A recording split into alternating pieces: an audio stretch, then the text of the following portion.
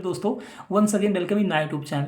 दोस्तों, आप सबको पता चल ही गया होगा, बिहार सरकार के द्वारा 75% आरक्षण लागू कर दिया गया है। माननीय मुख्यमंत्री के द्वारा तत्काल प्रभाव से 75% रिजर्वेशन लागू कर दिया गया है। ये आप सबको पता चल गया होगा। मेरे बहुत सारे साथी अब कन्फ्यूज हैं, बीपीएससी 2.0 की जो वैकेंसी प्रोसेस में चल रही है, क्या ये रिजर्वेशन इस वैकेंसी में आपको देखने को मिलेगा या अब जो नए सिरे से वैकेंसी आएगी उसमें देखने को मिलेगा? कहीं ना कहीं ये आपके दिमाग में चल रहा होगा। हम इस पर बात करने वाले हैं अभी आपसे। उससे पहले मैं आपको बताना चाहता हूं दोस्तों, अगर आप सबको पता चल गया है, नियोजित शिक्षकों को राज्यकर्मी का दर्जा माननीय मुख्यमंत्री के द्वारा बहुत जल्द दिया जाने वाला है। आज के पेपर में भी ये हेडलाइन है, ये आप जरूर देखे होंगे।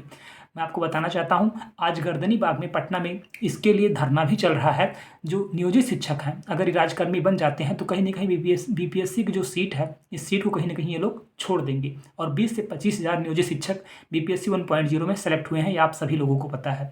अगर ये लोग सीट को छोड़ते हैं तो आप मान कर चलिए उस पर सप्लीमेंट्री रिजल्ट जारी किया जाएगा और कम से कम 4 से 5 नंबर के जिनका कम है उनका भी सिलेक्शन हो जाएगा।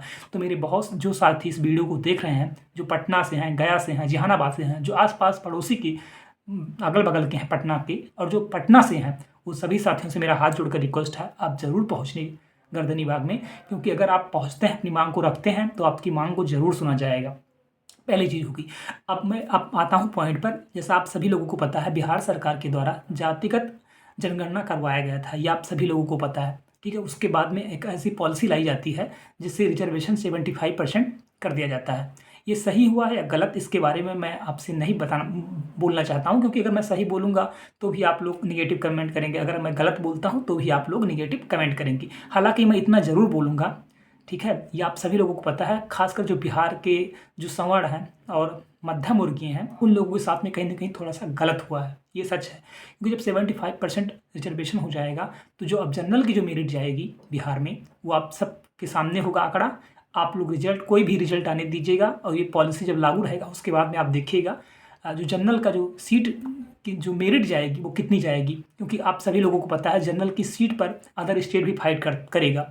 25% पर कोई भी फाइट कर सकता है, चाहे वो ओबीसी हो, एससी हो, एसटी हो, कोई भी, और अदर स्टेट भी उस पर फाइट करेगा। तो अब मेरिट बहुत हाई आसमान को छुएगा, ये आप सभी लोगों को पता चली गया होगा। और खासकर जो बिहार के जो जनरल हैं उनके साथ में थोड़ा सा सही नहीं हुआ है।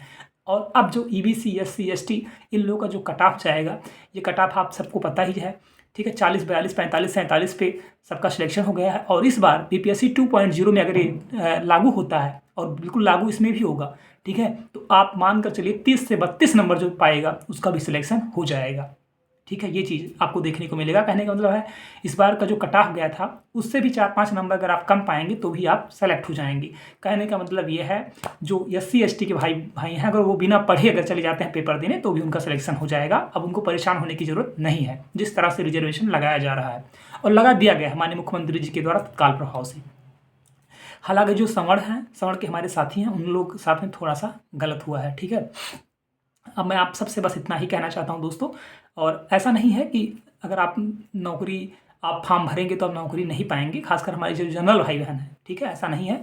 आप मेहनत करेंगे तो ऐसा नहीं है, आपका भी सिलेक्शन होगा। 25% है, 25% में लड़िए।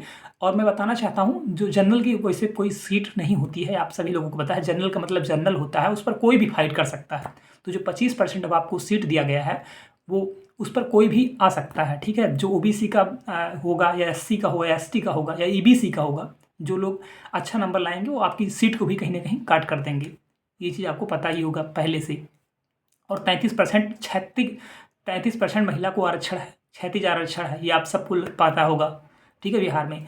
तो बिहार सरकार अब ये कैसा कर रही है, अच्छा कर रही है, बुरा कर रही है, आप खुद कमेंट करके आप बताइएगा। इसके बारे में मैं नहीं बोलना चाहता हूँ। और जो अदर स्टेट के भाई बहन हैं, अब वो बिहार में पेपर देने आते हैं तो कोई मतलब नहीं निकलने वाला, क्योंकि 25% में ही आपको लड़ना होगा, आप सभी लोगों को पता है। और कंपटीशन का जो लेवल होगा अब जनरल में, खासकर जनरल में, वो बहुत आसमान को छूने वाला है। बीपीएससी 2.0 में आप इसको देख लीजिएगा। और बीपीएससी 2.0 में ये चीज़ लागू हो गया है, क्योंकि तत्काल प्रभाव से इसको लागू कर दिया गया। जो भी वैकेंसी अब चल रही है उसमें भी ये चीज़ लागू हो जाएगा, ठीक है। तो जितने साथी पटना के आसपास के यहाँ गया, जहानाबाद या पटना से जो साथी हैं एटलीस्ट, वो सभी लोग गर्दनी बाग पहुँचे। क्योंकि नियोजित शिक्षकों को राज्यकर्मी का दर्जा दे दिया जा रहा है। अगर उनको राज्यकर्मी का दर्जा दे दिया जाएगा तो कम से कम 15 से 20 हज़ार सीट आपको खाली देखने को मिलने वाली है। और मैं आपको और बताना चाहता हूँ, अगर उस पर सप्लीमेंट्री रिजल्ट नहीं आती है तो बहुत जल्द आपको एक और वैकेंसी देखने को मिलने वाली है और वहाँ भी पीआरडी कम से कम 20 से 25 हज़ार सीट आपको देखने को मिलेगी। Thank you so much.